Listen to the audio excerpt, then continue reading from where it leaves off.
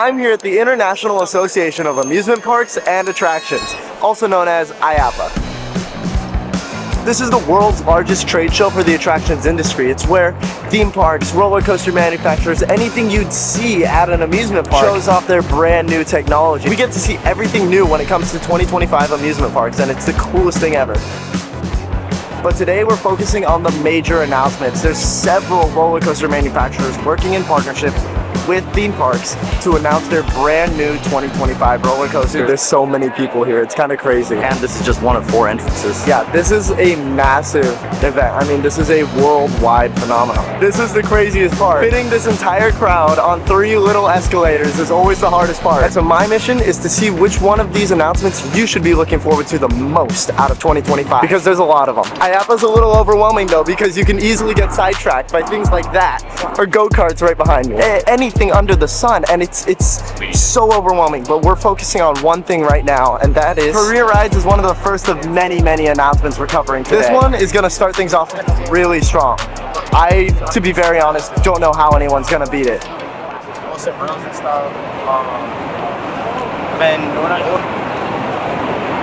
Whoa! Dude! I was not expecting it to look like that at all. So behind me is the just announced AlpenFury. We knew this roller coaster was coming. This is going to Canada's Wonderland, a theme park in Canada.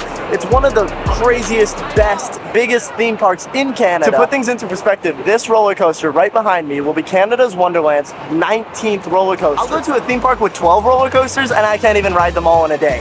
19? On top of all of that, this roller coaster is going to break every record in the book. I guess the coolest part to me is big rides typically don't have good theming because the ride itself is so thrilling that it doesn't need a theme.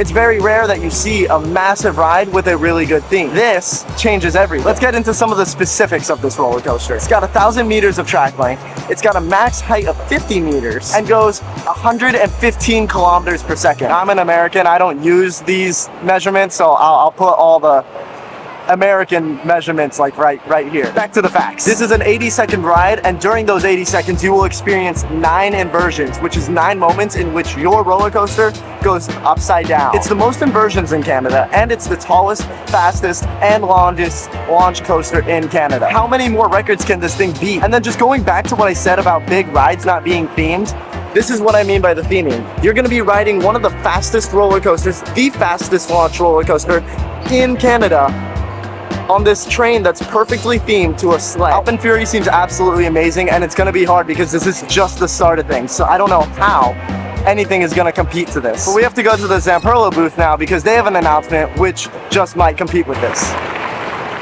Zamperla is building a Naruto-themed family roller coaster. The weird thing is that right here in this very spot, last year, 365 days ago, this was the spot to be. It had one of the coolest roller coasters we had ever laid our eyes upon. Now the vibe's just completely different. They announced that they would take on the project of one of the tallest roller coasters in the world, that being Top Thrill Dragster. That wheel is significantly bigger than my head. I'm really excited for this. Like it? Oh, it's beautiful. It doesn't suck, right? They revamped it, it was amazing, and then it operated for like 13 days. We still haven't seen anyone touch it. We haven't seen it run any test cycles. And I'm rooting for Zamperla here. That's the thing.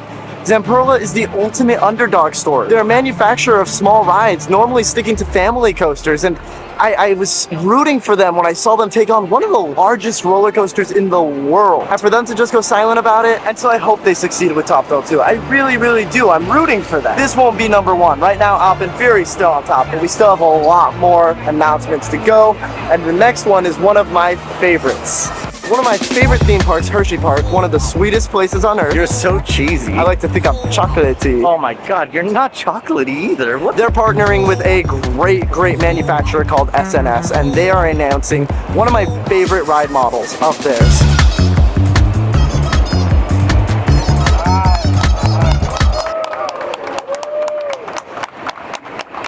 Dude, that's beautiful. That is so cool. All right, so behind me is the brand new SNS and Hershey Park Screamin' Swing. You've probably seen these swings at your local parks. They're massive. I've ridden the 2 tallest in the world, Serengeti Flyer and Tidal Surge, and both of them are incredible rides. Oh my god! Dude, oh!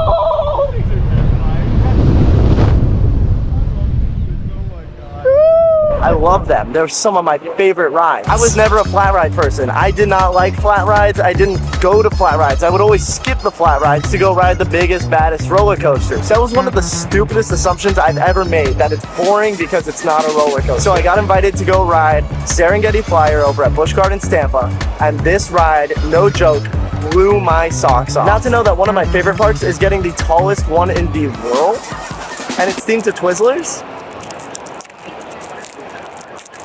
137 feet at 68 miles per hour of nothing but pure deliciousness. I swear I'm not being paid by Hershey Park. Unless Twizzlers count as valid payment, then yes, I am being paid. Now, though it is claiming the record as the tallest screaming swing, it's 1 foot taller than the tallest one in the world. With that said, these seats right here are gonna be built on a hill which swings you right over a creek, and it's just gonna be such a dynamic experience. You know, something you can't get here in Florida where everything's flat. Well, the cool thing about the one in San Antonio is that it swings you over water. And it's beautiful. Tampa swings you over like the Serengeti, right? Which is pretty cool. But this, and it's right there next to some of my favorite roller coasters in the world. Now, between AlpenFury and Hershey Park's Twizzlers ride, I'm struggling to choose, but I'm still gonna have to go with AlpenFury. It's a record-breaking roller coaster. We've never seen anything like it before. Dude, that's an easy decision. Of course it was AlpenFury. I really like those swings. But the next announcement is by one of my favorite roller coaster manufacturers out there. It's a group called Vekoma, and they are revealing something I have never even heard of. It's a roller coaster, but I don't know what it does, I don't know what it's about, and I don't know what the park is. The thing about some of these press conferences is that you either get there 30 minutes early and you're stuck there waiting for 30 minutes and your legs hurt, or you're stuck with this situation. Everyone here is here to see what Vekoma has to say, and that's a lot of people. That is a sea of people. 3, 2, 1.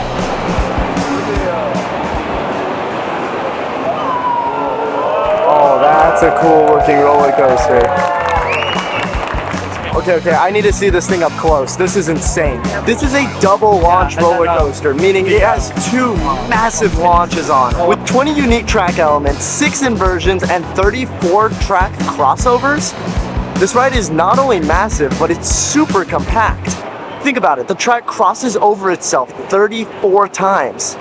34 is a really big number, that's a lot of time. There's more than 16 seconds of airtime, and then there's a whole bunch of elements. My favorites are the giant cutback stall, which looks insane. There's no feeling like being just held upside down for a prolonged period of time. It's such a cool feeling. And then my absolute favorite is the station flyby corkscrew. It's cool for the people on the ride who get to roll right through a building, but it's even cooler for the people waiting in line who get to see the roller coasters flying through the station. It's a win-win for both parties. There were 2 other announcements after Vekoma. SeaWorld with Mock Rides unveiled a new flying theater. I think it's a perfect attraction for the park because in Florida, especially during the summertime, it rains all the time, and rain always, almost always, comes with lightning storms. SeaWorld for the past 3 years has built back-to-back-to-back roller coasters. I think it's time that they finally give a family indoor ride a chance, and one that won't shut down during the rainstorms. And Triotech just announced that they're partnering with Seven, who's in charge of a lot of the Saudi Arabian entertainment industry, where they're building several extremely themed dark rides within the Saudi kingdom. It's really, really awesome. Do those compete for some of the most thrilling and crazy and mind-blowing roller coasters? No. Honestly, the one that takes the cake for me is this one right here.